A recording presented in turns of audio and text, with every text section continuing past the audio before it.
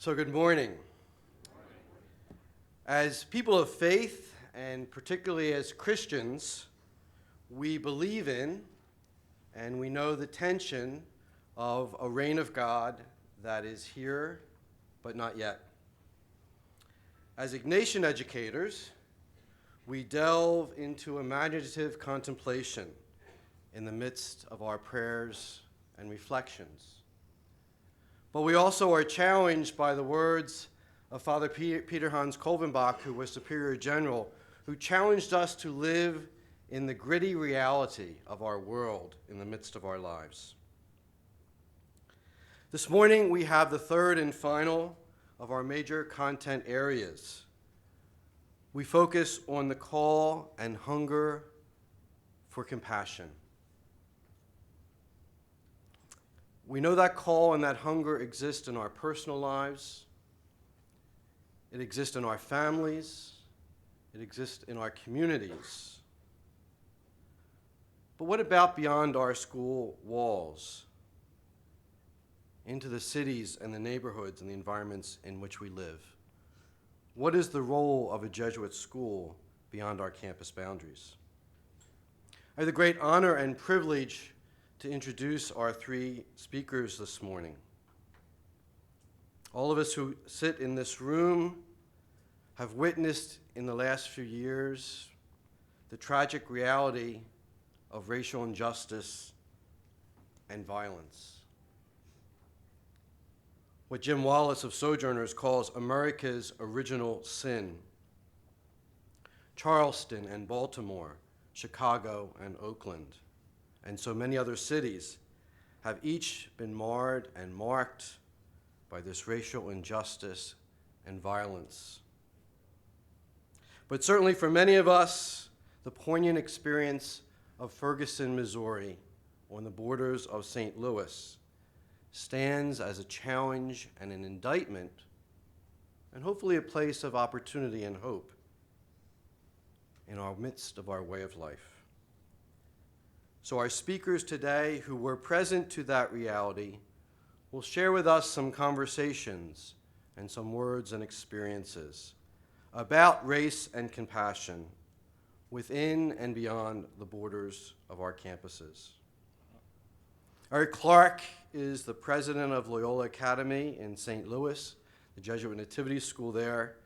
Eric is a native St. Louisiana, is how we say it that way? Okay. He's a graduate of St. Louis University, and he began his career in Jesuit education there in 1992 as an assistant principal. Strongly believing in the Ignatian philosophy of seeking and finding God in all things, people, and situations, Eric felt called to be stretched and to step away from complacency, and so he made a decision to leave St. Louis University High School.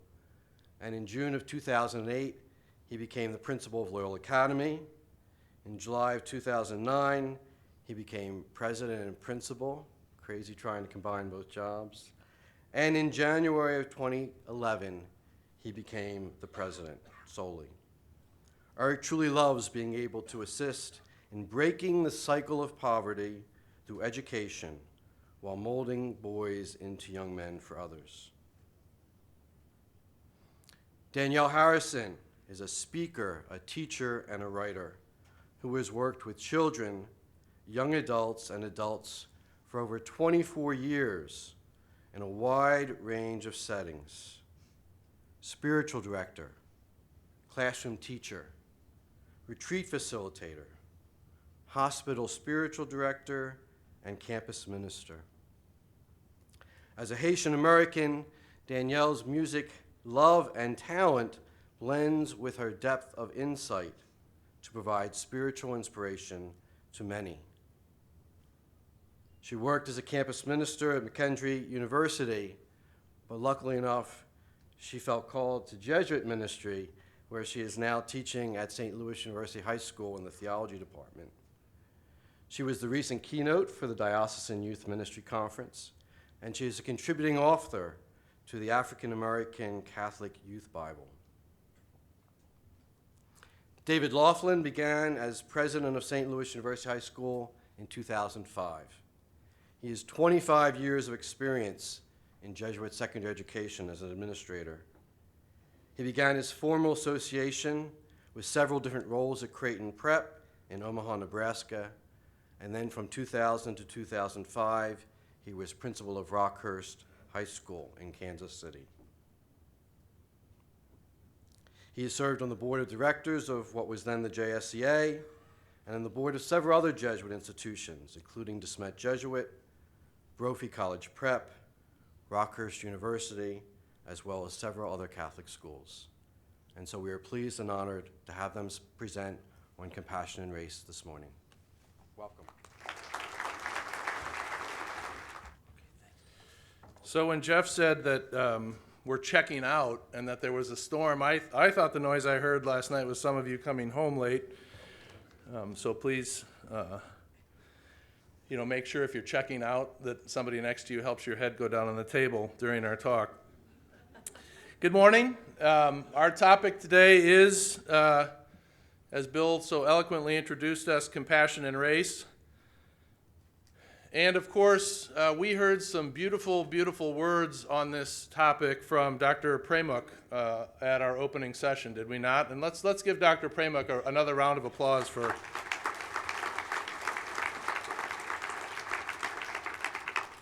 It was really outstanding, and I know at the break, Eric and Danielle and I got together and said, "What are we going to talk about now? I don't know. That was so good."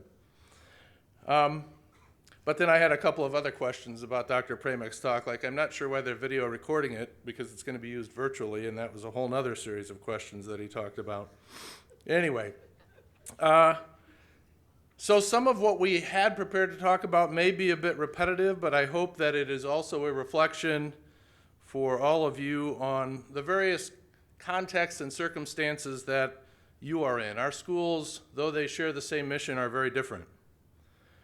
I am entering my 27th year of Jesuit education, and I've really been privileged to serve in our association and our network in a variety of capacities over the years. And months ago, I received a call from the JSN office asking if I would speak on this topic.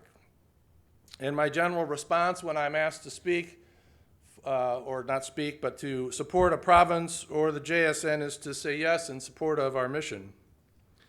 But that day, and Bill alluded to it, I had the distinct impression that I was being invited to speak in addition to some things I might have to say because I was from St. Louis, Ferguson. And trust me, since the days of August 2014, there are many occasions where we in St. Louis have been asked to reflect upon and respond to matters of race relations. Kind of like calling on the only student of color in your class to represent all members of his or her ethnic background. "Oh, you're from St. Louis. Tell me about." And my initial reaction that day was that while I'm a committed Ignatian educator, I'm not sure I possess a great deal of expertise on the topic. So I hung up the phone and called my friend and colleague, Eric Clark, and I said, "Eric, will you do this presentation with me?" And he said, "Well." A couple of weeks later, Eric contacted me because I guess great minds think alike, and he said, "The JSN office contacted me and wanted me to be reflector on your remarks." "Did you have anything to do with that?" I said, "No, I didn't." In all of the poetry and vision and that Chris Premuk offered so eloquently,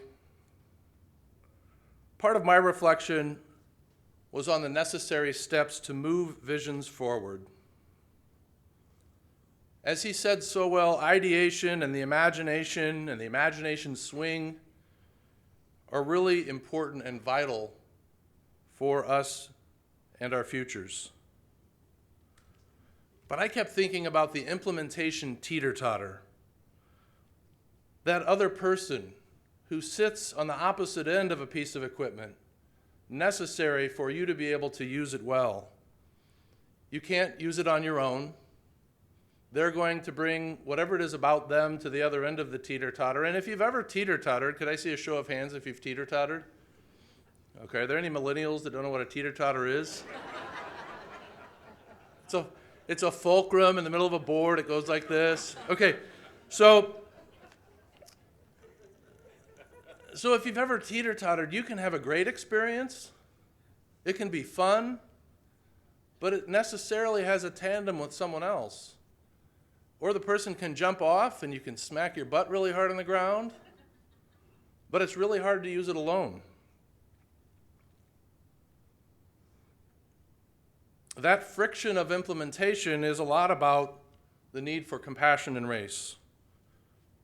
And as Bill just repeated and one of our opening night speakers said, Jesuit education is to deal with the world the way it is, not the way we wish it was. So we have to combine vision and an ability to implement. Last year, one of our seniors, Brendan Underwood, gave an address at the Ignatian Family Teach-In, and he concluded his quote with the words of the great Dr. Martin Luther King, saying, "If you cannot fly, then run. If you cannot run, then walk. If you cannot walk, then crawl. But whatever you do, you have to keep moving forward." And so when I thought about this talk and things at my own school, which in a year will celebrate its bicentennial, I would be glad to talk about a number of things, including much of the work that still lies ahead of us. And I would be proud to say that we intentionally have reached into our community over the last 10 years and doubled the ethnic diversity of our school's enrollment, quadrupled our financial assistance, assuring students come to our school based on their ability to learn and not their family's economic circumstance. I'd be proud to say we looked at the structures of our school and noted an absence of ethnic diversity on our board, in our parents' clubs, in our more formal alumni structures, and that in each instance we have been intentional to make sure and engage leadership for that mission.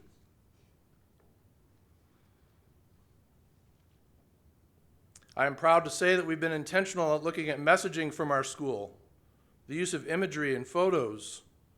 We are certain to be at hiring fairs for diversity, and that we advertise our positions in the St. Louis American, a newspaper of the African American community in St. Louis. I'd be glad to tell you how proud I was that on the day in our community that the grand jury made an announcement that the police officer was found innocent in the shooting of Michael Brown, and our city was paralyzed with fear, with schools and districts canceling school for fear of riots, that our school never hesitated to have school, and not only have school, but gather our students, and especially our students of color, together to continue the conversations that we had been having since that awful outbreak of terror in August. Proud to say that our students came from 100 zip codes and feeder schools and dumped into a city location where we did not have fear. But bearing in mind we were asked to keep our remarks to a higher level, I kept thinking, well, what else could I talk about? And so I developed some ideas. I'd like to talk about Jesus Christ, because so much of the diversity work that we try to implement at times can be secular, and Christ is what pulls us together. I'd like to talk about contemplation in a way that Chris Prema started. The contemplation in the Eucharist that's the gift of our Catholic faith, of the Trinity, of the mysterious interconnectedness of Father, Son, and Holy Spirit that can lead us deeply, and our students deeply, into understanding the interconnectedness of all who live. I'd like to talk about how necessary I think it is that we continue to connect the conversations about the protection of unborn and innocent life to the dignity of peoples after they are born, where we do not let a culture capture a conversation and separate us, whether it's 5,000 who die of murder at the hands of guns or 500,000 who die because of all of the circumstances surrounding why people choose abortion. I'd like to talk about the fact that we are part of a great dialogical tradition, that being on the frontiers means we're willing to engage in a conversation that will move more slowly than we like, but whatever you do, keep moving forward. Still, even though I'd put together my thoughts, the Holy Spirit had another plan, You see, as the momentum was gathering for this colloquium, our network of Jesuit schools continued having its various conferences on topics and locations around the country, and among those was the JSCA Diversity Directors Conference, who met in Philadelphia. Coming out of their conference and looking at the agenda for the colloquium, someone asked the question, and now I'm paraphrasing here, "Hey, who asked the big bald Irish dude to give the diversity talk at the colloquium?" It was really a very fair question, not one that offended or insults me, but allowed us all a chance to reflect. Now, sending that question was another Irish dude, Pat Lynch, whose brother Dan gave us our opening prayer, and he represented members of the Diversity Conference. He's part of the St. Ignatius San Francisco family, but he's also a fellow Omahan whom I know personally, so maybe the question was a little more personal than I'd like to admit. Hey, who asked that guy to give this talk? But they asked, coming out of their conference, a very fair question. And so the JSN set up a gentle conference call, making sure we had the context for the Ignatian educators we are, and listening to the discussion, what became clear was what possibly happens with a lot of topics like this when it comes to race and compassion and listening. You know, it's been interesting this week to run into so many people that I know from various quadrants of our network, and for so many of them to say, "I look forward to your remarks, I look forward to your remarks." But my reflection, together with groups from the JSN and my colleagues today, was that I am privileged to be in Jesuit education, but for this talk, perhaps too privileged. Not because I didn't have things to say, even good things, but because maybe there was a greater good for our conference. And so I suggested, and Eric Clark agreed, that we might invite someone who had attended the Diversity Conference to speak in my place, and I had a good idea who. So if you've been following the program and you heard her introduced today, I'm grateful to Danielle Harrison, who teaches theology at St. Louis U High, who's worked in a variety of capacities you heard, and who also attended that diversity conference and supports diversity work in my own school. And so it is my privilege today to invite you to listen to reflections from these two Ignatian educators, whom I admire for their commitment to all that encompasses our work and our mission, but who will also bring light to our topic this morning, where there is darkness. Please join me in welcoming Dr. Eric Clark.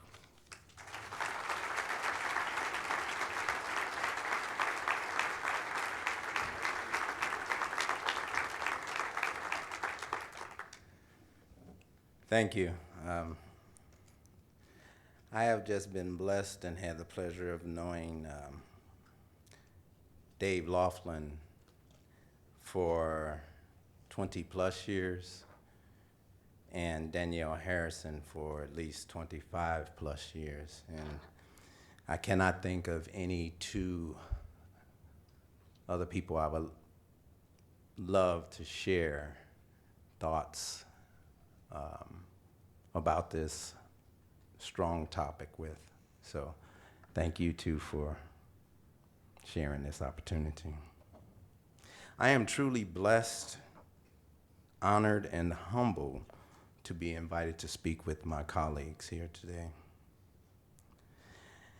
As was mentioned earlier, I am president of Loyola Academy of St. Louis, and it is a Jesuit nativity middle school for boys in grades 6 through 8 who have the academic potential to succeed at any of the college preparatory high schools in St. Louis. But because of socioeconomic issues, they are possibly hindered from reaching their full God-given potential.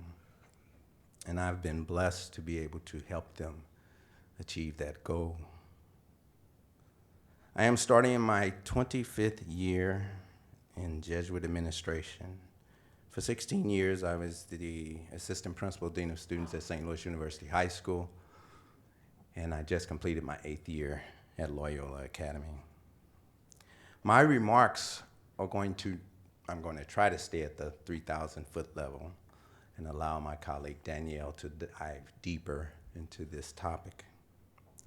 I would like to begin with scripture.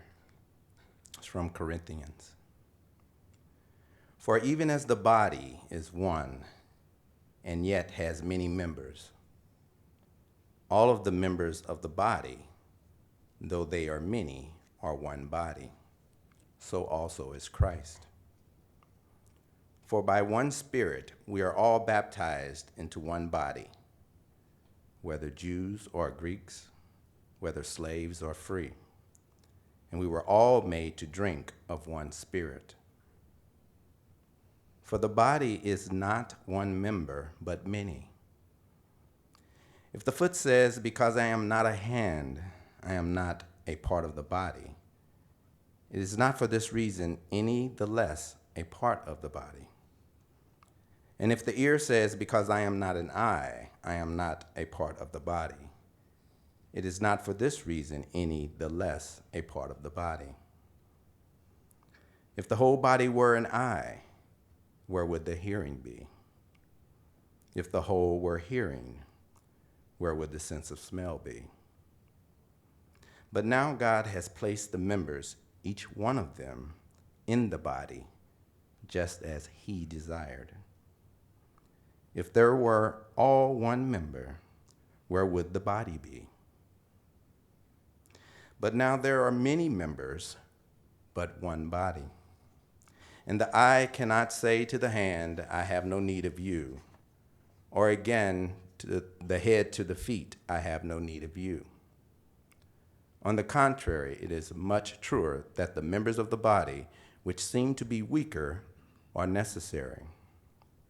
And those members of the body which we deem less honorable, on these we bestow more abundant honor, and our less presentable members become more presentable, whereas more presentable members have no need of it.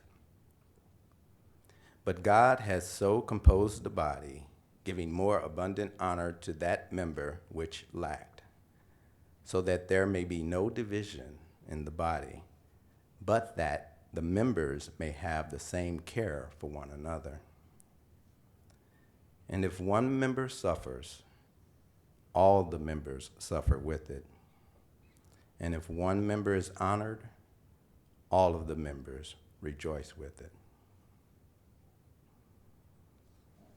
Isms of the world. There are many disparities among whites and people of color, particularly blacks. In education, there is an achievement gap which refers to the disparity in academic performance between students of color and white students.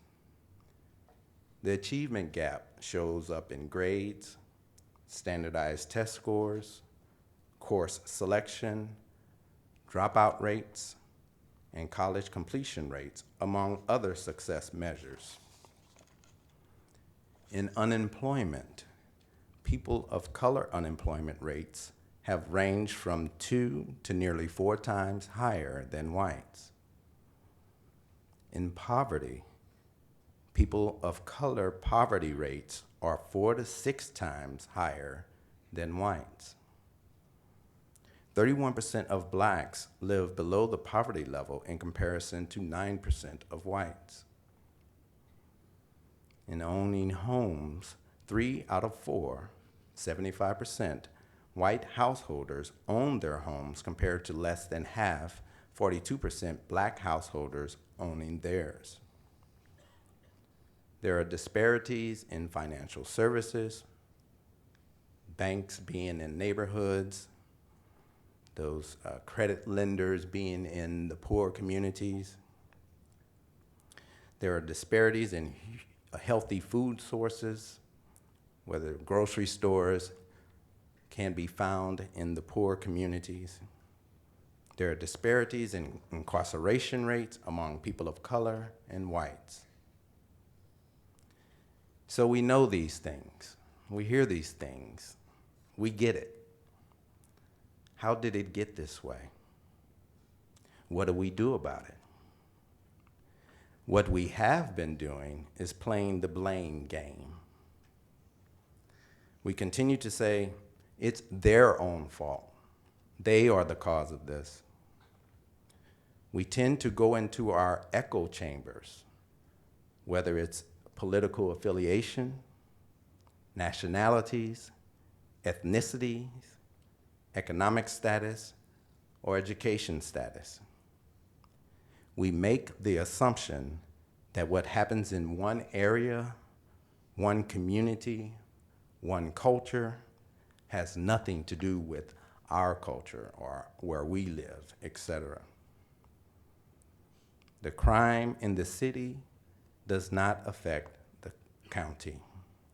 And as long as crime or the lack of education or murders or death happens over there, it's not my problem. It doesn't bother me.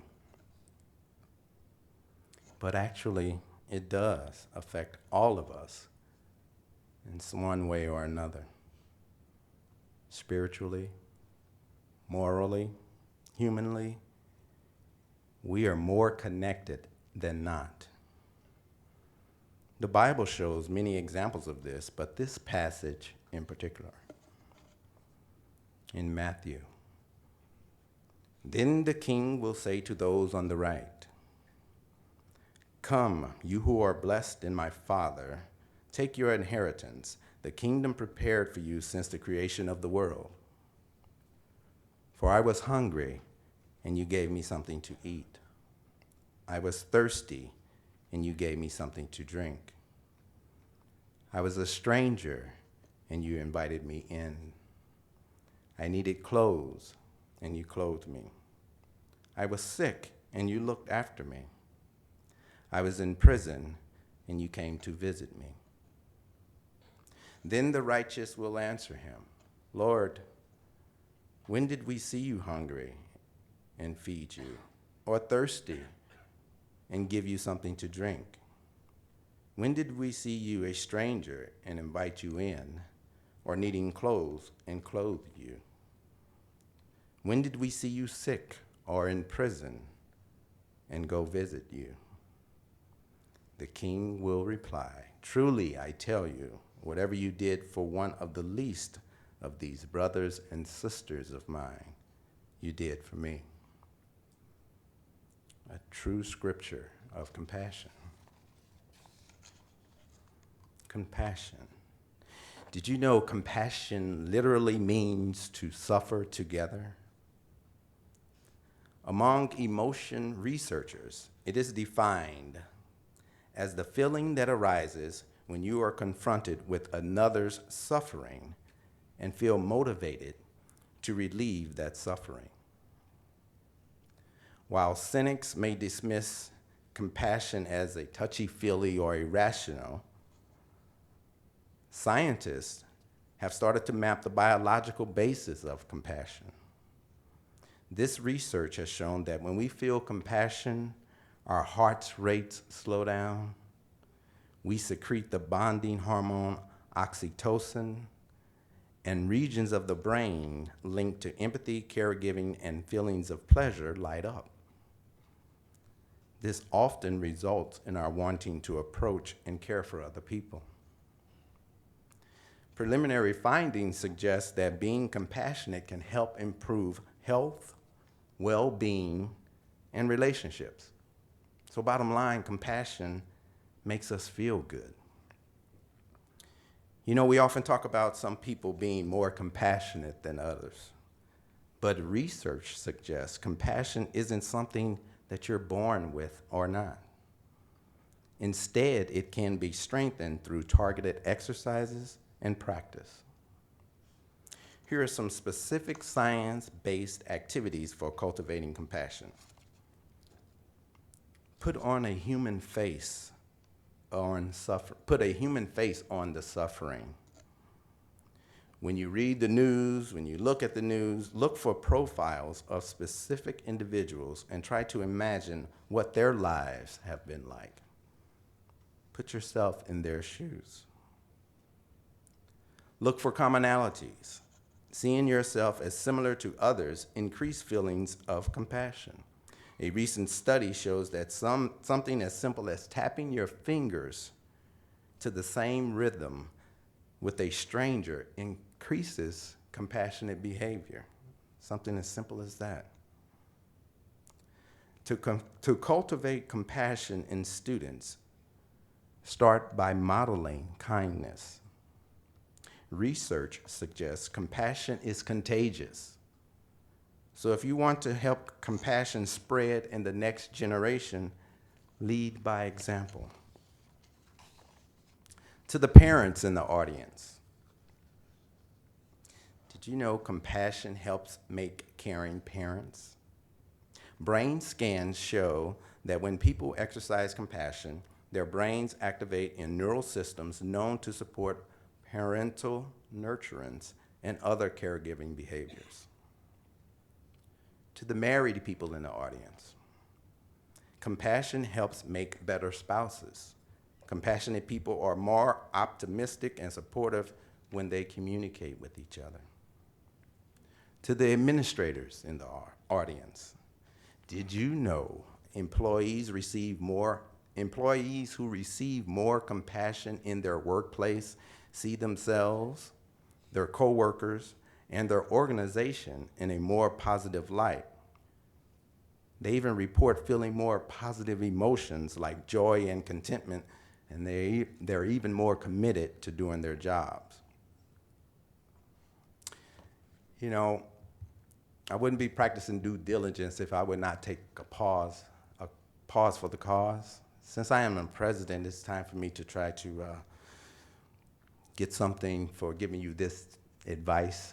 So Loyola Academy accepts credit cards, checks, money orders, and I'm at table 42, so I'll be right there.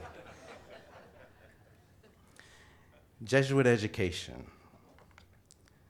The Society of Jesus began educational institutions shortly after it was founded by Ignatius Loyola more than 400 years ago. These institutions each take different forms, and in response to the context and the characteristics of our schools, Jesuit institutions find different ways to integrate their identity into the organization.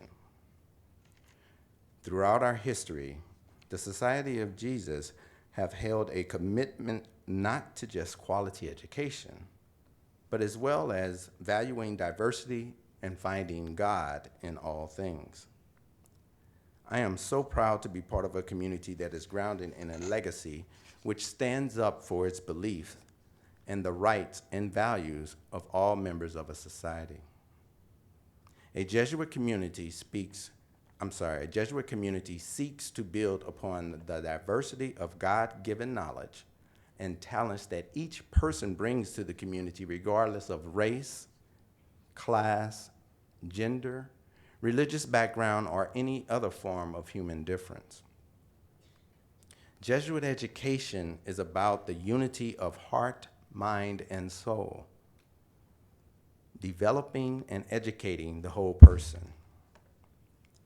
We seek to integrate all aspects of our lives when it comes to academics, spirituality, and emotions. Our Jesuit values of cura personalis, reflection, discernment, magis, women and men for and with others, forming and educating agents of change, and ad moriam Dei gloriam, AMDG. All of this gives us framework for talking about diversity. Cura personalis, which is the care of the person, acknowledges that we are all complex beings and that each individual with all of his or her complexity is to be valued. The practice of reflection invites us to pause and consider the very diverse world and our place in it. Our focus on discernment invites us to be more open to God's Spirit as we consider our work. Magis, literally translated, means more. We are challenged to strive for excellence in everything that we do, especially in making the world a better place. Women and men for and with others is sharing our gifts, pursuing justice, and having concern for the poor, the underserved, the marginalized, the downtrodden. and AMDG, it reminds us that everything that we do it for the greater glory of God. In our communities, human differences thrive in a learning environment characterized by Jesuit traditions of mutual respect and the pursuit of justice. Hopefully, all of our schools' missions affirm the importance of diversity in many ways. Our educational institutions must find it essential to be able to recruit and retain the best students, the best faculty and staff, realizing fully that excellence in quality are not limited to a single race, gender, ethnic group, religion, or sexual orientation. To achieve this, all of our schools need to be a welcoming place where the success of each individual is a priority, and so that no one in the community ever feels isolated. The diversity of thoughts, ideas, perspectives, and experiences will definitely make our institutions even better. The Jesuit mission implies it. Our school community's sense of justice demands it. Precious metals at Jesuit schools. If one would research the purpose of education, they would find that the answer has continued to evolve over the years. I want to suggest that those of us who are in Jesuit education are in the refinement business. Refinement is the improvement or clarification of something by making small changes. So the students that we are so blessed to serve are our gemstones. They come to our schools in their rawest, blemished forms, but they are priceless. For the years that we serve the students, we are molding, we're curing, we're honing the young people. So that lump of silver has now become this shiny, beautiful coin. That piece of coal has now become a dazzling diamond. The gemstones may not totally be perfect, but they're well on their way to becoming the beautiful jewels that God created them to be. Even though the young people have gone through some sort of transformation, they are still valued the same when they entered our school, and that is priceless. Colleagues, keep doing what we do best, which is dedicating all of our thoughts, words, and actions to the greater glory of God. Thank you.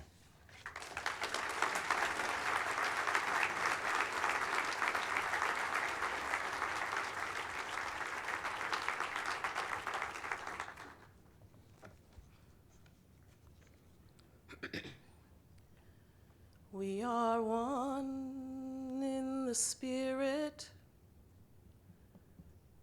We are one in the Lord. We are one in the Spirit. We are one in the Lord. And we pray that all unity may one day be restored, and they'll know we are Christians by our love. By our love, yes, they'll know we are Christians by our love. I am indeed honored to be in front of you this morning to engage a conversation about the elephant or elephants that are in our rooms, whether in our family rooms, in our schools, in our communities, in our world. I've been dealing with this elephant for a long time, and especially with my involvement with the Jesuits. Bill told you that I started at SLU in 2011, but my relationship with the Jesuits goes a little bit further back. In 1990, I was finishing law school, and I realized I didn't really want to practice law. So I thought, what am I going to do with my life? And I happened to run into Father Bob Costello, who at that time was the provincial of the Missouri province of the Society of Jesus. And he said, look, we are thinking about hiring a layperson to be on our, to be the assistant for social ministries. I did not know anything what any of that meant. And I said, oh, okay, what social justice? Yeah, that sounds great. I'm going to do that. So I did it, much to the, my mother was like, there's no room for promotion there, Danielle. And I said, I know, Mom, but this is what I want to do. I feel like God's calling me here.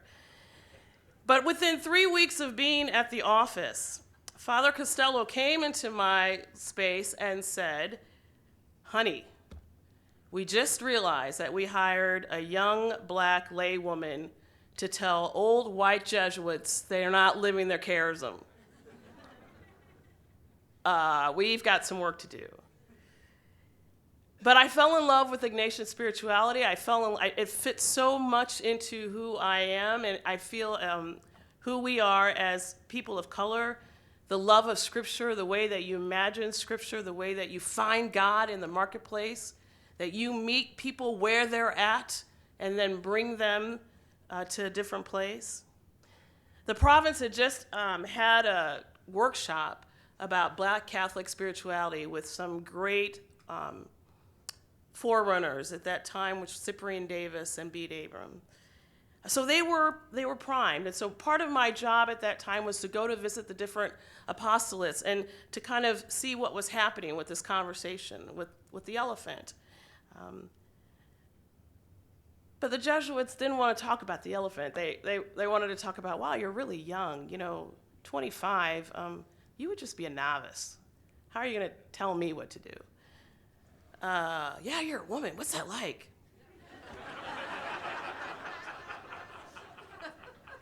And that's all I know, so it's okay. It was fine, but I realized at the time, we were dealing with Rodney King. We were dealing with O.J. Simpson. So there was some scary stuff going on, but people just didn't know how to engage. They didn't want to engage in the conversation. When I left the province in 1996, I moved to Orange, California to be a part of a group of people which was known as the Loyola Institute for Spirituality. The California province at that time had recognized that people of color were not coming to their retreat houses. And so they said, well, if they're not coming, we'll go to them. So we were basically a mobile retreat team on wheels. And we would head to Orange County, Los Angeles, San Bernardino, and San Diego. And we brought the exercises to people of color. It was great. After I spent a few years at LIS, I did some work in Texas. I moved back to St. Louis. I'm all over the place. Decided I wanted to teach, and then went and got my theology degree. And then in 2011, I found myself sitting in a chapel at 4970 Oakland Avenue, St. Louis, Missouri, back where it seemed I had started. I tell you all this because I want to establish some things with you as we start talking about this. Number one, I love Jesus. He's a pretty cool guy. I love Ignatius. I love the gift. I love the fact that he was willing to do some things differently, that he was looking at the sign of the times and didn't run away from but ran towards. I am a Haitian American, born in Haiti but raised in the U.S., but I also identify with African Americans because in this country, we run by the color of one's skin and not by their ethnic background. So people don't really care that I'm Haitian, they care that I'm Black. I want to give you some perspective about the killing of Michael Brown and how we handled it at SLU and how we continue to handle it. But more importantly, I'd like to give you a glimpse into the world of people of color, students of color, at your various institutions. Am I saying that this is every student's experience? No, but I bet there's something in here that you will be able to see and treasure. But most importantly, I want to leave you with some questions and some challenges about how do you ask hard questions and how do you lead challenging, messy discussions about race. Michael Brown was shot August 9th, 2014. It was a Saturday, mid-afternoon. I remember I saw it on social media before I saw it on the news. And what I saw on social media were people in the community who were taking pictures and saying comments like, this young man has been on the ground for 1 hour, 2 hours, 3 hours. This young man's mother's trying to get to her son, and the police are holding her back. Now, I know that there are many questions about what happened, and there are things, but there are some things that are not in dispute. This was a young man who had just graduated from high school.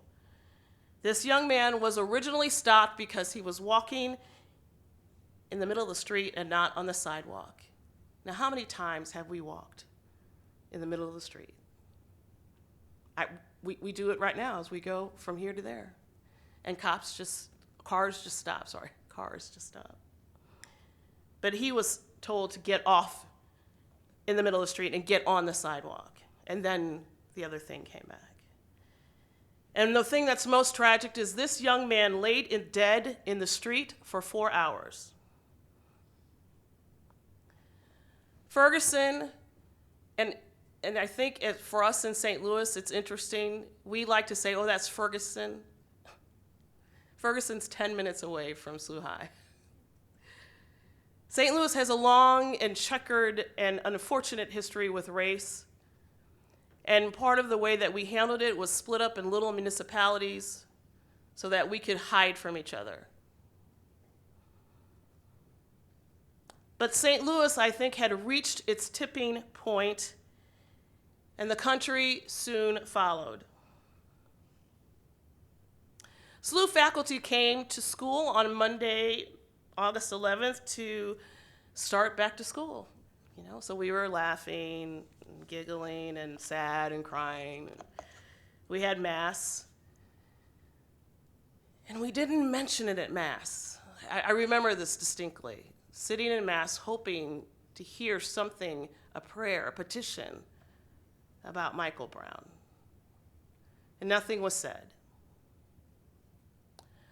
So our diversity team got together that afternoon and we said, wait, we have to address this because our students will be talking about this whether we want to talk about it or not. So the next day we stood up in front of the faculty, we said, hey, you don't live in a bubble, you know what's going on. We have students who live in Ferguson, we have students who live all over. All of us are affected by what's going on.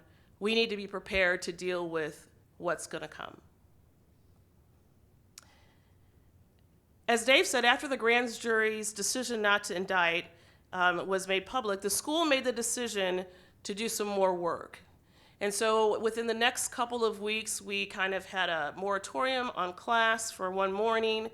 We brought in a speaker to talk about the history of St. Louis and the history of racism in St. Louis and why Ferguson exploded the way it was and why it really wasn't necessarily just about Michael Brown dying, tragic as it was, but the response from the community was not just about Michael Brown dying, but about years and years and years and years and years of frustration and oppression. And they were simply saying no more. Then we split our students into their homerooms and we had facilitators Teachers who said, yeah, I'll facilitate conversations with our students. This is our first mistake. Not that teachers weren't willing to do it, but we didn't give them the language, we didn't give them the tools.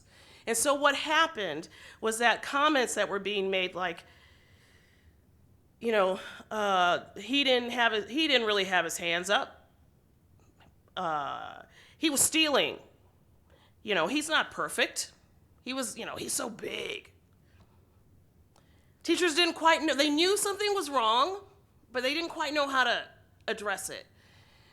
And our students of color in those meetings just kind of shrank. They said that you could just feel the shrinkage going like, I can't do this. Tangent. Yes, Michael Brown wasn't perfect, but I know a God who doesn't deal with perfect people. God uses murderers. I believe Moses killed somebody. I believe David did at least 4. Broke 4 commandments with Bathsheba, okay? But we hold these people up. So when I hear, you need a perfect hearer, and I say, no, we need God. We need God.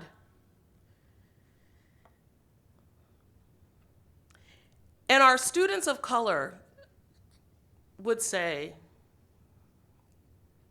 that could be me. That could be me. I could be Mike Brown.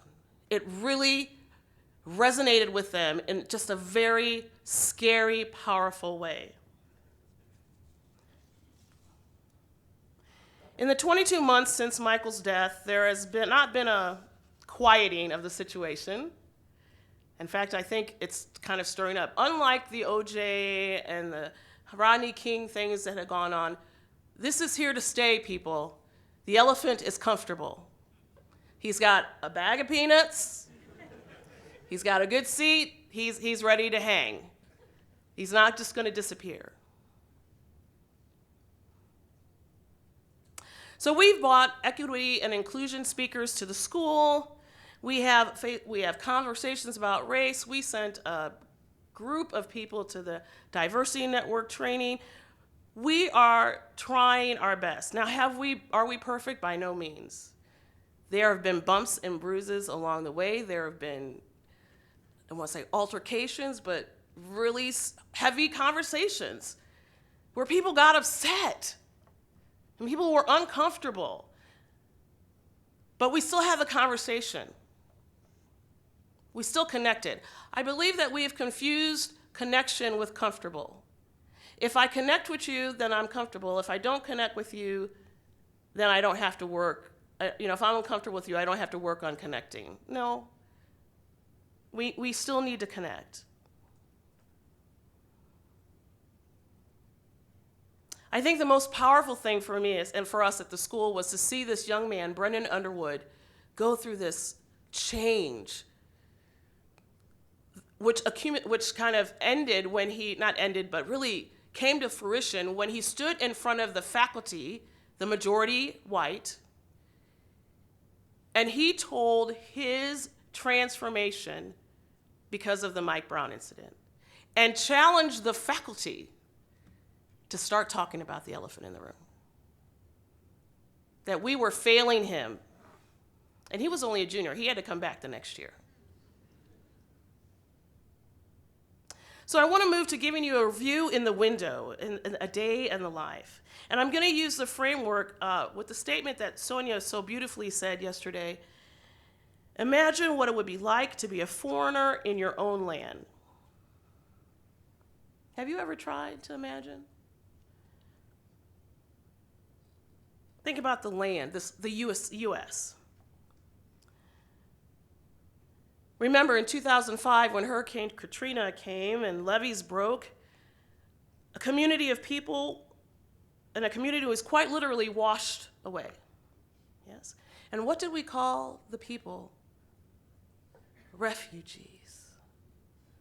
These people of color who had lost their home and lost everything, and they weren't moving to another country, they were just trying to get across state. And we called them the refugees.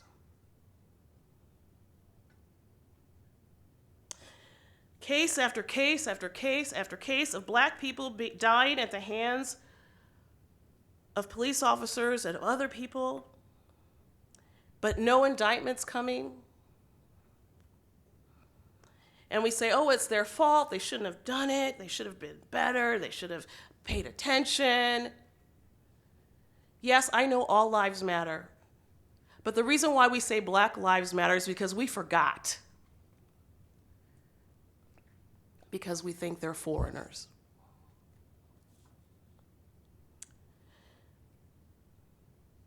We have people, foreigners, who have parents who have to sit their children down to give them the talk.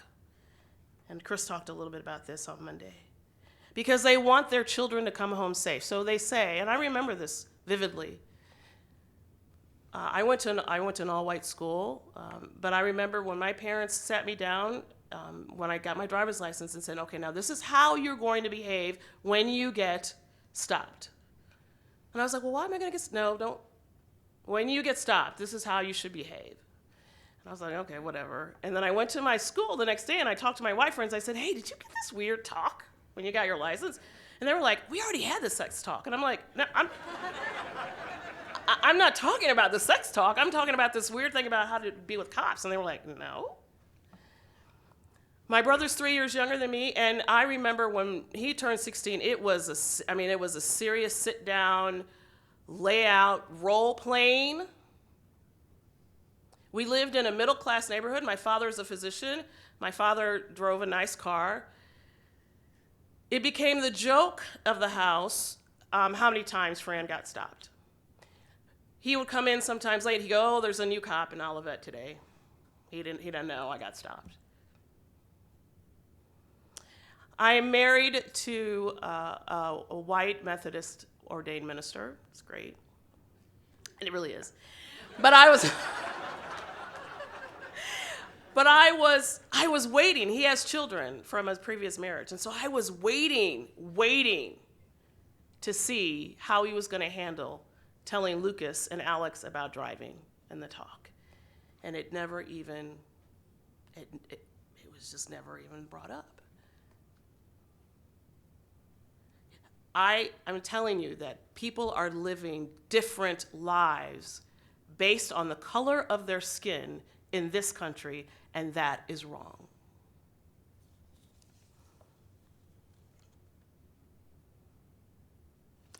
Every day, us foreigners, we turn on the news and we hear people saying, let's make America great again, knowing that it is a code for saying, some of you don't belong. Some of you are not valued. Some are not welcome because some are not white.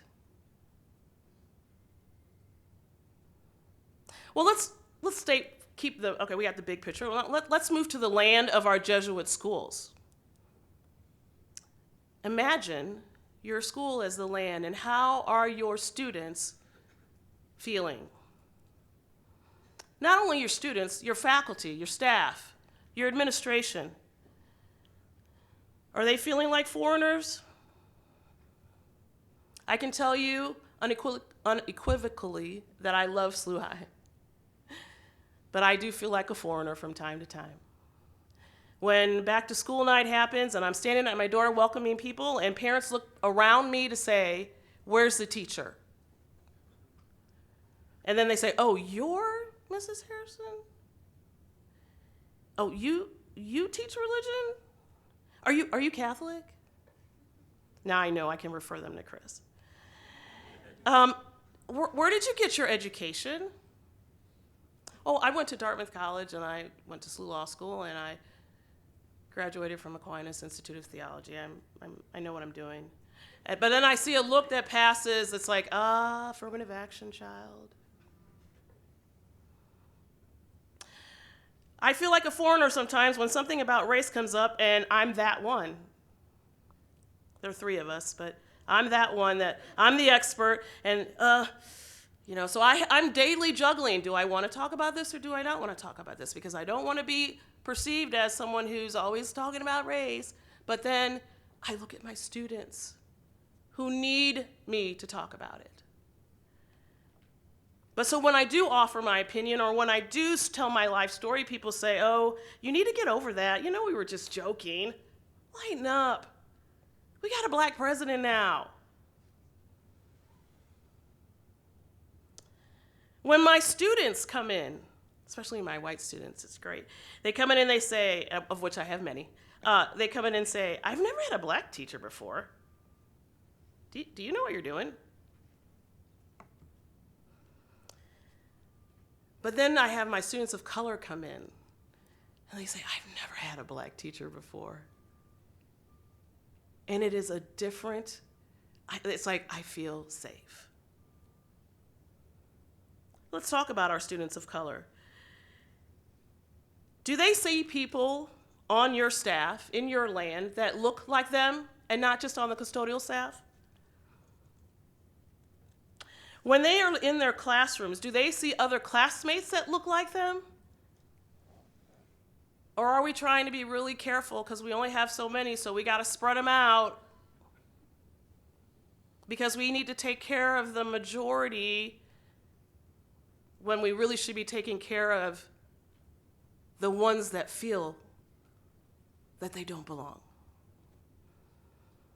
When they walk around your building, do they see pictures that look like them? Do they see artwork that looks like them? Do they see drawings? Do they see Jesus that looks like them? We chose this picture for a reason, this Ignatius picture. I love this picture because this picture really gives Ignatius a real kind of ethnic look. So when I show this picture to my classmates and they're like, who's that? I'm like, that's Ignatius. And they're like, no, that's not. I'm like, yes, that is. It's when he was at Manresa.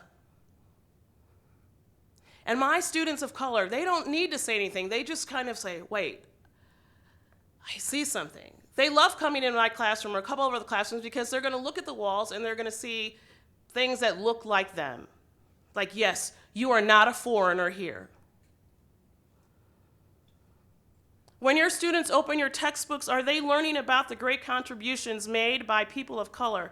Are they reading and studying these works?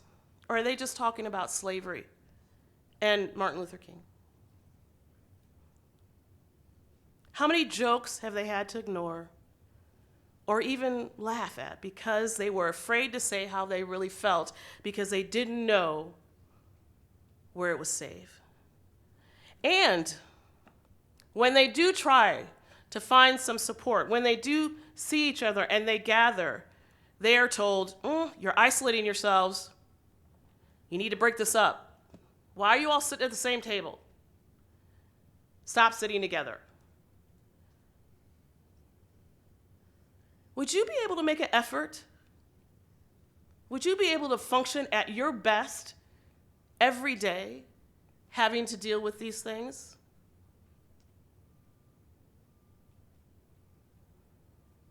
My brothers and sisters, we have to do this work. It is a matter of life and death. The more that we avoid this conversation, the more we are a part of, as Bill referred to, Jim Wallace's great new book, America's Original Sin. And as Catholics, I think this is a great language for us. It is part of the fabric of the United States of America, race, and how we treat people of color. And so just like original sin is part of us and we didn't want it, we didn't ask for it, but we got it, and so now we got to work with it. I don't need to hear, and I believe you too. I'm not racist. Some of my best friends are black. I believe you. But it's beyond you feeling personal. This is our original sin. Okay? And so we have to look at this original sin and we have to do something about it. Ignatius tells us in the first week of the exercises, isn't that how he starts?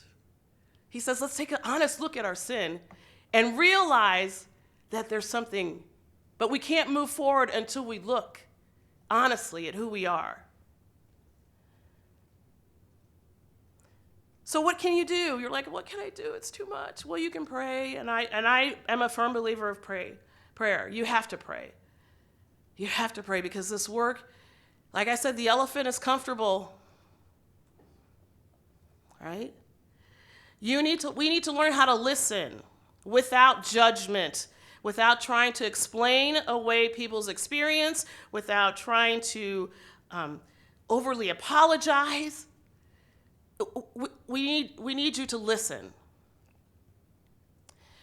Now, please don't go running home and go to every person of color you know and say, okay, tell me your story, tell me your story, tell me your story. Like, I'm so sorry. And if they look at you crazy, it's because, like, who are you? Oh, and they'll say, oh, you must have just had a diversity talk. Yeah. Come back to me a week later. And they mean that. Because it's been so, what's the word I want? Like, it's been such a in thing and out thing. And so you need to prove yourselves. Yeah. They don't trust you. But that doesn't mean you give up. That means you show how to trust, right? When you did something wrong and your parents punished you and they said, well, you've got to go through a punishment to get our trust back, you did it. And so the people of color are saying, get our trust back. So be faithful. Ask the questions. Keep asking the questions. Keep listening. Honor their experience. Do not stay in ignorance. If you're people, I hear all the time, well, I don't know how to do, I don't know the language, I don't know what I can say, I don't know. Well, figure it out. You're an educator. When your students come to you and say, well, I don't know how to do this, what do you tell them? Do you say, oh, okay? No, you say, come on, put your brain on. Start reading, start doing some work. This work is more important, I dare say, because again, it's a matter of life and death. It's not just okay, we're going to have one professional development day of diversity, and now we are diversity experts. That's what happened with OJ and Rodney King. Like, they think we stopped for a minute, and we said, okay, we got this. And obviously we didn't. You have to stop ignoring it. You have to live in the truth. You have to speak the truth. You've got to meet them in the marketplace. Our students are talking. And so we want to give, as Jesuit educators, we want to give our wisdom. We want to contribute to this conversation that they're having. When I hear a lot of, well, you know, these students, you know, it's coming from their parents. Their parents are pretty racist, and what can we do? It's like the end of the story, you know. And I just say, wow, that's one part of the narrative. Again, if a student came to you and say, well, my mom told me this is how this problem should work. You would say, oh, okay, your mom's the math expert? Yeah. No. You'd say, no, well, let's try to figure out another. You would find a creative way to basically say, your mom's messed up. Let me help you. So I'm telling you to find a creative way to say, maybe your parents need, you know, we're all on a journey. And so your parents are on one part of the journey, and now maybe you can lead them into another part of the journey. You've got to walk around with that question that Sonia said, how can I make every person in my land feel like they belong there and that they're not a foreigner? Look at your curriculum, look at your environment, look at your personnel. Some of you might say, look, we don't have any people of color, period. We are just all white. First, I feel sorry for you because you don't really have you know, it's interesting when you've got other stuff going on, right? That's like eating like bland soup. I don't know, like you know, you want that, and it's not a melting pot. It's like a beef stew. Like, I feel weird if I'm eating beef stew and I don't have the carrots, or I don't have. So everything retains its gift, right? Carrots still look like carrots. Celery still looks like celery. Meat still looks like meat. I like meat. All that still looks, but it's all together, and something's missing. So if you're in a predominantly or no one like race, there's something missing. But this doesn't give you an excuse not to do any work. In fact, you are probably more on the line because unfortunately your students don't have that experience of dealing with people of other, and so you've got to really prepare them. I told you my husband's a Methodist minister, and he invited me to a wedding that he usually invites me to weddings that he does. And so we went to the wedding. This was just last weekend. And I sat in the wedding in the back, and I watched, and there were no people of color at this wedding. And so I said to Tim, I said, do you notice that there's no, and usually it's well, we'll get to that in a minute, but he said, yeah, I saw that, like, wow, are you okay? Do you feel okay? And I said, yeah, I'm just sad. I'm sad that people can go through life and come to a touchstone in their life and not have had the relationships with people of color that you would want to share this moment with them. That makes me sad.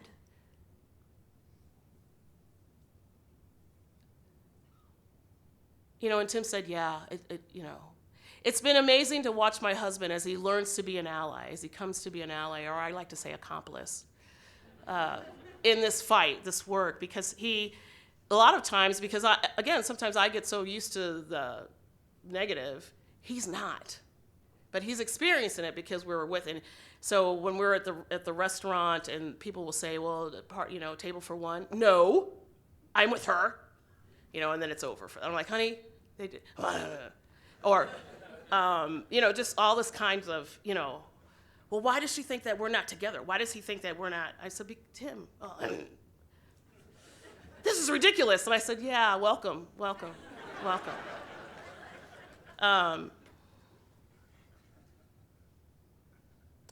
I know it's scary work. I know, and I know that it's painful because you're going to have to be vulnerable, and we don't like to do that either. But I want to leave you with some hope, and I want to say that this is really this is hope, and because I love music so much, I look at Hamilton, the musical. I know people are aware of that. I'm sure you're aware of that. I mean, if you're not, you need to get aware of that. But what Lin-Manuel Miranda did when he decided to do this story about Alexander Hamilton, he made an intentional decision to choose people of color in the roles of founding fathers. In fact, if you really look at it, the only white person who has like a lead is King George. So here's and this is what he said. He said, I'm using the people of today to tell our founding story, right? The country's coming together. Because this is how it would be done. I'm using rap language because that's the language that we would use today. And when he has those students of color from middle schools come to watch the play, they are not caught up with, well, isn't he supposed to be white? Isn't he supposed to be white? They are caught up with the language and the movement, and they are learning history, and they are excited, and they're going home, and they're talking about Alexander Hamilton, right? But he met them in the marketplace. He met their need. He knew what language would work, and he wasn't afraid to take the risk. If that doesn't sound Ignatian, I don't know what does. The last thought I'd like to leave with you is that I need you to do this work. I need you, for me personally, to survive. On behalf of all our students of color, on behalf of all those who struggle day to day to make sure that our students and ourselves are feeling like we belong in the land, I just implore you not to give in to fear and doubt, but to move to love. So I need you. You need me. We're all a part of God's body. Stand with me. Agree with me. We're all a part of God's body. It is God's will that every need be supplied. You are important to me. I need you to survive. You are important to me.